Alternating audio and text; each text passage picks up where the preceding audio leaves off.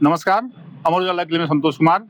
दिल्ली के कथित आबकारी घोटाला जो मामला था, उसमें पूर्व मुख्यमंत्री अरविंद केजरीवाल ने दिल्ली हाई कोर्ट में रिक्यूजल याचिका लगाई हुई थी। उसको आज कोर्ट ने खारिज कर दिया है। इस पर आम आदमी पार्टी ने भी रिएक्ट किया है और भाजपा ने भी रिएक्ट किया है। दोनों का रिएक्शन पॉलिटिकल है। आम आदमी पार्टी ने इससे नाखुशी जताई है और जबकि भाजपा ने इस फैसले से खुशी जाहिर की है। लेकिन इन पॉलिटिकल जो स्टेटमेंट है उससे इतर कोर्ट रूम के अंदर क्या हुआ, जज ने क्या कहा, उस सब पे निगाह रखे हुए थे हमारे सहयोगी गौरव वाजपेयी। हम बात करेंगे उनसे पूरा आज केस किस हिसाब से चला और कोर्ट का कमेंट क्या था। जो अभी तक जो है अरविंद केजरीवाल ने अपना पक्ष रखा था, एडिशनल एफिडेविट में दिया था, सीबीआई ने भी उसका रिस्पॉन्ड किया हुआ था। पूरा मामला आज किस तरह रहा? सर, मैं अगर शुरू करूं तो मुझे लगता है कि मुझे सबसे आखिरी की लाइन से इस मामले को शुरू करना चाहिए। क्या है? जब न्यायमूर्ति स्वर्णकांता शर्मा अपने फैसले को करीब 1 घंटे तक वो पूरा फैसला उन्होंने पढ़ा और आखिरी लाइन उन्होंने कहा कि मेरी शपथ संविधान के प्रति है और संविधान हमें बताता है कि फैसले दबाव में नहीं लिए जाते। जब वो ये कह रही हैं कि फैसले दबाव में नहीं लिए जाएंगे तो उनका ये कहना था, उन्होंने जैसे अरविंद केजरीवाल जी ने कुल 4 बार इस मामले में खुद करके पैरवी की, उन्होंने वकील नहीं लिया था इस बार और किसी को भी वकालतनामा फाइल नहीं था इस मामले में। केजरीवाल जी खुद 4 बार प्रेजेंट हुए, आज सुबह भी वो प्रेजेंट हुए थे ताकि उनका जो है सीबीआई का जो जवाब आया था उस पे भी ये एफिडेविट डाल रहे थे, लेकिन कोर्ट ने उसको नहीं लिया था। उसका रिप्लाई एक्चुअली इसमें गलती केजरीवाल जी की तरफ से हो रही थी, जिसे आज सॉलिसिटर जनरल ने स्पष्ट भी किया कि सीबीआई ने जो रिप्लाई किया था लिखित में, उसका लिखित जवाब ही दाखिल किया जा सकता था, जिसके लिए इनको अतिरिक्त समय दिया गया था। इसे कोर्ट ने भी मेंशन किया। हालांकि कोर्ट ने ये सहूलियत केजरीवाल जी को दी, चूंकि वो खुद केस प्रेजेंट कर रहे हैं तो थोड़ी बहुत न्यायिक गलतियां हो सकती, तो ऐसे में उनको थोड़ी राहत देने के बाद कोर्ट ने उनके जो जवाब था उसको रिकॉर्ड पर ले लिया। और आज जब शाम 5:30 बजे के बाद हम लोग इंतजार कर रहे थे फैसले का, 6 बजे के बाद करीब ये फैसला उन्होंने पढ़ना शुरू किया। क्या हाइलाइटर थे इस जो फैसला कोर्ट ने दिया है, उसके मेजर हाइलाइटर क्या लगे आपको कि जो आगे के लिए नजरिया बन सकता है? देखिए, सबसे पहला जो उनका कमेंट है कि कोई भी प्रतिवादी किसी जज को ट्रायल पर नहीं रख सकता, यानी कि जो मुकदमेबाज है वो ही किसी जज को ट्रायल पर रख दे, ऐसा नहीं होना चाहिए। क्योंकि उन्होंने कहा कि वो भी मनगढ़ंत कहानी है कि वो किसी संगठन के कार्यक्रम में शामिल हुई। हाँ, वही हम समझना चाह रहे थे। जो आरोप लगाया था अरविंद केजरीवाल ने, 10 आरोप थे टोटल और 10 के 10 का जवाब आया। रिस्पॉन्ड कैसे किया? बिल्कुल, अब मैं शुरू करता हूँ बिल्कुल स्टार्ट से ही। जैसे अब पहला जवाब था कि उन्होंने कहा कि जो उनके पूर्व के फैसले थे जिन्हें सुप्रीम कोर्ट ने बदल दिया, सबसे पहला आरोप था कि उन्हें सुप्रीम कोर्ट ने बदल दिया। इस पर अदालत ने स्पष्ट किया कि सुप्रीम कोर्ट ने, सबसे पहला मामला संजय सिंह का दे रहे थे, फिर मनीष सिसोदिया का दे रहे थे, तो उन्होंने दोनों आम आदमी पार्टी और इसी मामले में थे कि क्या कथित आबकारी घोटाला मामले में, तो उन्होंने स्पष्ट किया कि सुप्रीम कोर्ट जब फैसले अपने दे रहा था तो उन्होंने हाई कोर्ट के फैसले पर कोई टिप्पणी नहीं की। दूसरी चीज, उन्होंने केस की मेरिट पर भी टिप्पणी नहीं की। ये लीगल भाषा में बहुत कॉमन वर्ड है कि केस की मेरिट पर जब टिप्पणी नहीं होती तो यानी कि कोर्ट उसकी लीगैलिटी पर सवाल नहीं उठा रहा है। तो सबसे पहला जवाब ये था। दूसरा जवाब वो बड़ा इंटरेस्टिंग था, जो बच्चों वाला था कि एससी के साथ वो लोग प्रैक्टिस कर रहे हैं। बिल्कुल। उसका भी जवाब कोर्ट ने, न्यायमूर्ति ने पूरी तरीके से दिया कि जो सरकारी पैनल में न्यायमूर्ति के बच्चे चूंकि प्रैक्टिशनर हैं, वकालत में है, वकालत के पेशे में, तो उन्होंने कहा कि जैसे किसी राजनेता के बच्चे, पत्नी या कोई रिश्तेदार राजनीति में आ जाते हैं, वैसे ही किसी जज के भी बच्चे अगर लीगल पेशे में आते हैं तो इसमें कुछ गलत नहीं है।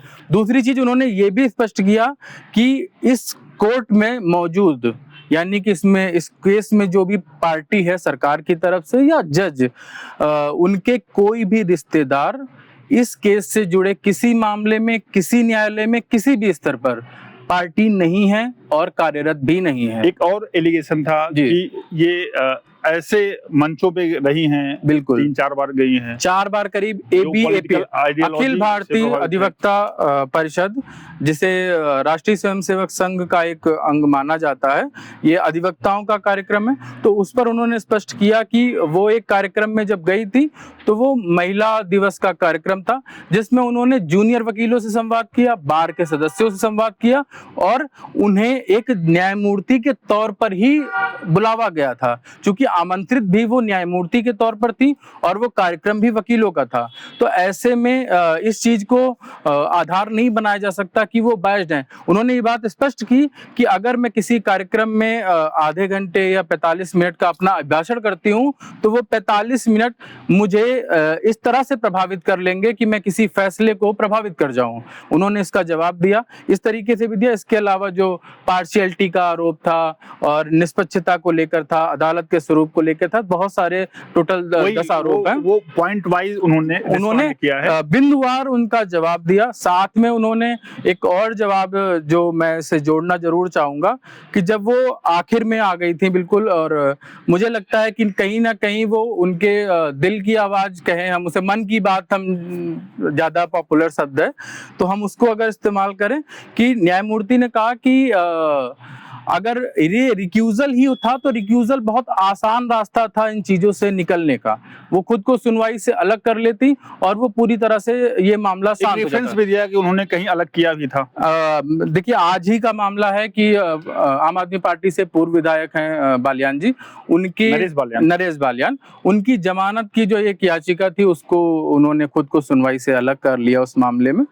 इससे पहले भी जजेस अलग, हम पहले भी चर्चा कर चुके कि जजेस खुद अपने आप को अलग कर लेते हैं ऐसे मामलों में, जब भी उन्हें लगता है कि ऐसा कोई मामला जिसे उनके द्वारा नहीं सुना जाना चाहिए, वो अपनी पीठ और अंतरात्मा की आवाज जो कहते हैं कई बार, उसकी वो अपनी पीठ की जिम्मेदारी समझते हुए भी नहीं करते हैं। तो उन्होंने इस बात को जिक्र किया कि अगर मैं रिक्यूजल कर लेती तो ये बहुत आसान रास्ता होता मुझे निकलने के लिए, और उन्होंने एक शब्द जोड़ा कि अगर मैं रिक्यूजल कर लेती तो मेरे बच्चों को कुछ नहीं कहा जाता, साथ में मुझे एक ऐसे ट्रायल का सामना नहीं करना पड़ता जहां पर मनगढ़ंत आरोप लगाए गए कि मैं किसी संगठन के कार्यक्रम में शामिल हुई हूं। उसकी आइडियोलॉजी चूंकि अरविंद केजरीवाल जी की आइडियोलॉजी से मैच नहीं करती, इसलिए उनकी निष्पक्षता पर भी सवाल उठाए जाएं। तो उन्होंने जोड़ा कि अगर मैं रिक्यूजल के लिए इस मैटर को बिना सुने रिक्यूजल कर जाती तो शायद ये गलत संदेश देता। वही हम समझना चाह रहे थे जी कि रिक्यूजल याचिका के बाद इतनी लंबी सुनवाई चली, बिल्कुल, उसके बाद भी मतलब पूरा सुनवाई उन्होंने पूरी की। उसके बाद जो है आखिर में जाके, हालांकि ऑर्डर पहले रिजर्व कर लिया था लेकिन कंसीडर किया, बात की एफिडेविट्स का भी, जी, तो पूरा मामला सुनने के बाद उन्होंने अपना डिसीजन दिया। उन्होंने ये कहा कि अब ये जो आरोप हैं वो उनके केवल उन्हीं के ऊपर न रह करके ये संस्था तक भी आ गए। अगर इस तरह के किसी रिक्यूजल याचिका पर सकारात्मक यानी कि याचिका के हक में फैसला दे दिया जाएगा तो ये संदेश जाएगा कि कोई भी राजनीतिक पार्टी दबाव बनाकर न्यायालयों को प्रभावित कर सकती है, किसी भी जज को बदल सकती है, अपने मन मुताबिक जजों से फैसले लिखवा सकती है। कुछ इसी तरह की दलील जो है, जब अरविंद केजरीवाल को जेल में डाला गया था उस समय वो सिटिंग सीएम थे जी, तो उनकी भी कुछ दलील इसी तरह की थी कि अगर किसी सीएम को अगर सेंटर की आइडियोलॉजी से मिसमैच करता है तो उसको जेल में डाल देगा, उसका इस्तीफा ले लेगा। तो वही बात हमें लगता है कि मतलब जुडिशरी के पॉइंट ऑफ व्यू से बिल्कुल, ये चूंकि देखिए न्यायालय बहुत पवित्र माना जाता है, देश के अंदर बड़ा सम्मान है न्यायालय का माफ कीजिएगा। ऐसे में न्यायालय पर आरोप जब निष्पक्षता को लेकर लगने लगे तो बहुत कठिन विषय हो जाता है। न केवल न्यायमूर्ति पर भी वो दबाव रहा होगा, और जैसा कि इतनी लंबी बहस हम लोग सुन भी रहे थे, करीब 1.5 घंटे तक तो उन्होंने खुद फैसला पढ़ा, तो सोचे कि कितना लंबा पीछे का सेशन रहा। अच्छा, आगे क्या कुछ विकल्प बचता है क्या अरविंद केजरीवाल के पास? केजरीवाल जी के पास विकल्प सुप्रीम कोर्ट जाने का होता है, लेकिन चूंकि रिक्यूजल ये पूरी तरह से न्यायमूर्ति की विवेकाधिकार का फैसला है, इस पे कहीं से कोई सुप्रीम कोर्ट को इंटरवीन नहीं कर सकता। इंटरवीन करने के लिए विकल्प बहुत सीमित है। अगर न्यायमूर्ति अपने फैसले पर अडिग रहती है तो बहुत ही सीमित विकल्प हैं कि उन्हें इस केस से अलग किया जाए।